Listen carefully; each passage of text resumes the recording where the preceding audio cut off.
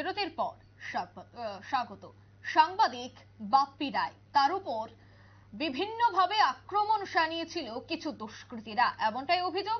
আর সাংবাদিক বাপ্পি রায়ের উপর আক্রমণের অভিযোগে ইতিমধ্যেই 5 জন অভিযুক্তকে গ্রেফতার করেছে পূর্ব থানার পুলিশ। তাদের বাড়ি জিবি 79 টিলা এলাকায়। সে বিষয়ে পুলিশ আধিকারিকরা কি বলছেন শোনাবো।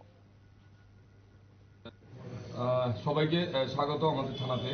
অ্যাকচুয়ালি আপনারা অনেকেই জানেন আমাদের ত্রিপুরারই বনমালীপুরের ত্রিপুরা টুডের এডিটর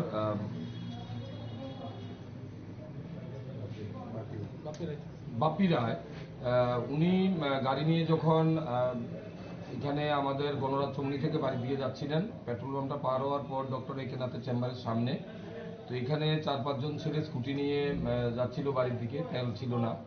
তখন তাদের মধ্যে দুনো পার্টির মধ্যে কিছু হট অল্টারনেশন হয়েছে।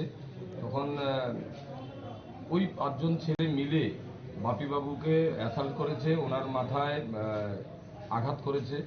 তো উনি ব্লিডিং ইঞ্জুরি হয়েছেন, উনি সাথে সাথে জিবিতে চিকিৎসা করিয়েছেন।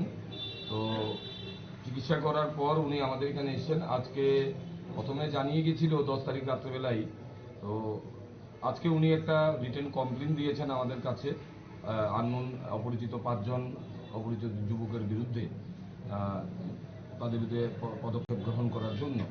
তো অ্যাকচুয়ালি উনি পরশুদিন যখন আমাদের জানিয়েছেন, তখনই আমরা যে জায়গাতে ঘটনা হয়েছে সেখানে আশপাশ এলাকাতে আমরা সিসিটিভিগুলো কভার করি, এগুলো ফুটেজ কালেকশন করি। এখানে একটা স্কুটি ছিল যেটার নাম্বার ছিল না। এই স্কুটিটাকে মূলত আমরা পথপ্রদর্শক হিসাবে ব্যবহার করে স্কুটির মালিককে প্রথমে আমরা বের করি, তাকে ডেকে আনি থানাতে। কালকে রাত্রেবেলা তাকে জিজ্ঞাসাবাদ করার পর তার সাথে যারা ছিল তাদেরও আমরা তুলে আনি। সকালে একজন বাকি ছিল, মেন যে প্রিন্সিপাল 21, তাকেও আমরা তুলে আনি।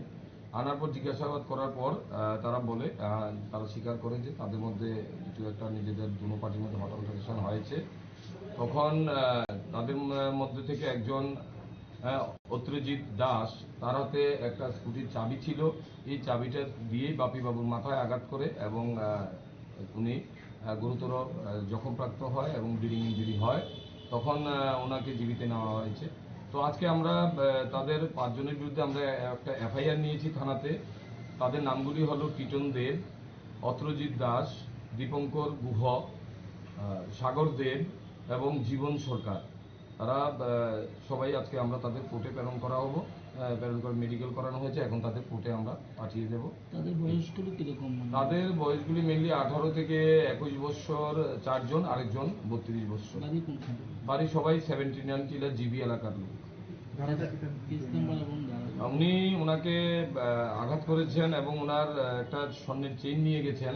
এখানে আমরা উনি বলেছেন উনি গাড়ি নিয়ে যাওয়ার সময় ওনাকে রাস্তায় আটকে ওনাকে অ্যাসাল্ট করেছে। তখন ওনাকে আটকানোর ব্যাপারে 341, 325, 384, 34 ধারাতে আমরা একটা মামলা নিয়েছি। কি বিষয়ে ওনাকে আঘাত? আপনারা শুনলেন পুলিশ আধিকারিকের বক্তব্য। ইতিমধ্যেই 5 জনকে গ্রেফতার করা হয়েছে। মূলত জ্বালানির সংকটকে কেন্দ্র করেই গণরাজ চৌবনী এলাকায় ধুমধুমার পরিস্থিতি সৃষ্টি হয়েছিল এবং সেখানেই গুরুতর আহত হয়েছিল সাংবাদিক। মূলত সাংবাদিকের উপর আক্রমণ করা হয় এবং সেই অভিযোগের ভিত্তিতেই কিন্তু পুলিশ ইতিমধ্যে মাঠে ময়দানে নেমে 5 জনকে গ্রেফতার করতে সক্ষম হয়েছে। নিয়ে নিচ্ছে ছোট্ট একটি বিজ্ঞাপন বিরতি, সঙ্গে থাকুন।